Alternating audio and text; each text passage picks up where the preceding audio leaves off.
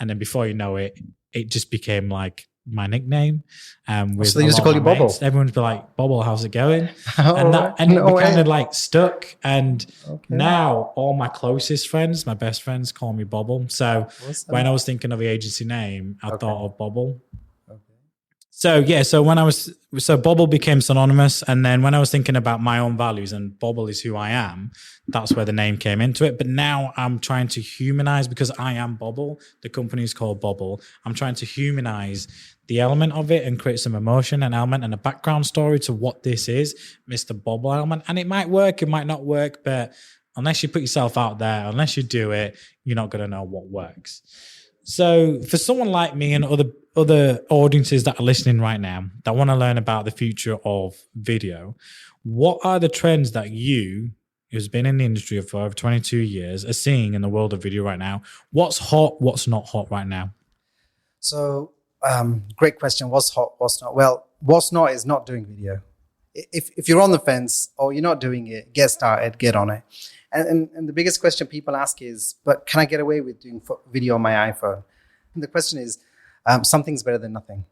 Get your message out, amplify your voice, use the medium, and get it out on all the social channels. Get it on the social channels that your audience is on. And if you're thinking, well, it's early days, let's just try TikTok, let's just try Instagram, just go for it.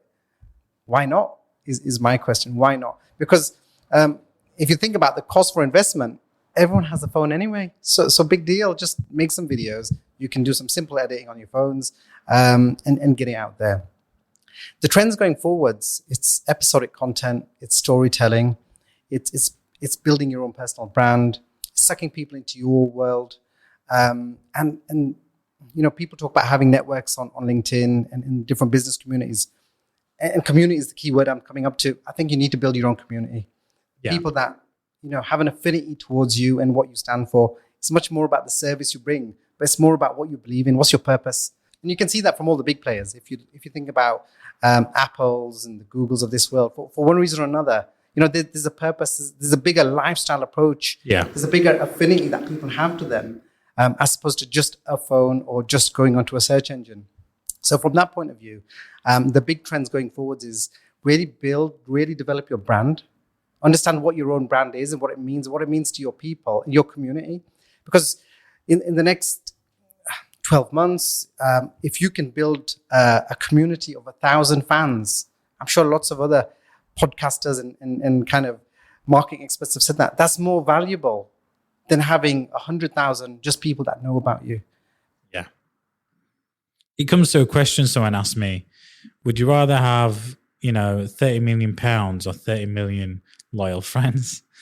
And I was like, I'd rather have 30 million loyal friends, because then if they were really loyal, I'd ask them for each for a fiver and I'd be left with 150 million pound. I'd set up a online e-commerce business and ask them to all buy a product. It's obviously that's like stupid large scales and hypothetical. And it's one of those, what would you rather do questions that we get into sometimes, but that's it. It's quality over quantity. And even anything we do in business. And I feel like when businesses should consider video as part of what they do, is they should think about is the quality of the content you put out, in terms of just like, well, what money is this going to return me? I get it. A lot of people are performance and revenue led in, the upcoming potential, we've got recession coming our way, cost of living crisis.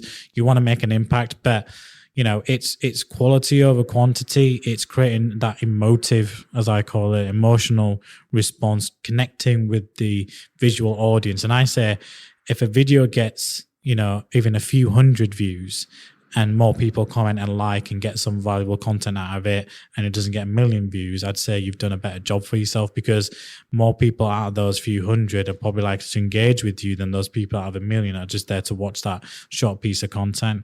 I think that's something. Just to quickly wrap up, what does video look like over the next 12 months? Over the next 12 months, I think video is going to explode more than it already is. And I think the two channels to look out for are, or to stay on and carry on ramping up your activity on, is LinkedIn and TikTok. LinkedIn, naturally, because, for us, we're in that B2B space, and that is the home for everything B2B.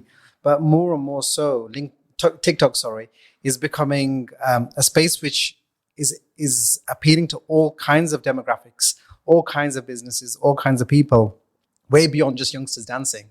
I think there's a big business community there, and you've got to just put your content out there and let people gravitate towards you. You've got to just have a bit of self-confidence and just think, well, this is what I do. Put it out there. And unless you're some big superstar where, all the channels are going to come flocking to your office and to your businesses to ask you, what do you do? It's not going to happen. Unless you're going to invest in loads of PR, it's not going to happen. So the best way to do that is create lots of video and put it out on the channels. Make sure it's consistent. Make sure it definitely you deliver a key message which aligns with your brand, your services, what you have to offer. Yeah. And then your ideal customer will get attracted by the kind of content you put out. I think that's key. I spend a lot of time on LinkedIn and I get sucked into TikTok a lot. But I'll be honest, TikTok isn't just people dancing anymore. I don't know if I can remember the last time I saw someone dance on TikTok. It's a lot of people creating their own organic, authentic content, some things that are on trend around specific topics. A lot of it is entertainment focused. I wouldn't say like with YouTube where I use it for more informative, educational content. TikTok is I'm there for entertainment. I'm there to see something cool, but it's tailored now, the algorithm, to stuff that I like and my hobbies and interests, etc. But LinkedIn is the most important one. We do a lot of video on LinkedIn right now as a brand.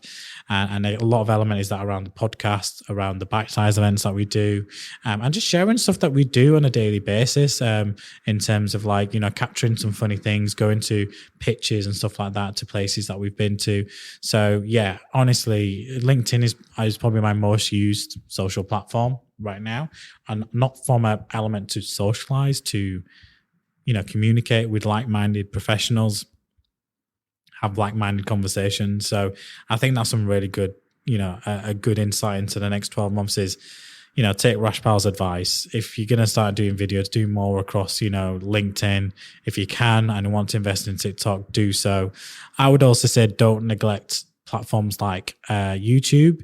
If you're doing a PPC campaign and you are ranking for blogs for information people are looking for, let's see how you can turn that blog into a video, into a tutorial that people can visually see the impact of what you're talking about. So that wraps up this episode on the Future Outlook on Video. Rashpal will be joining us for the next episode, which will be the importance of video. So thank you for joining us, Rashpal. Thank you very much. And thank you for listening. And again, don't forget to like, follow, subscribe on our podcast streaming platforms, and subscribe and follow the bell and click on the bell button on our YouTube channels. Thank you for having us.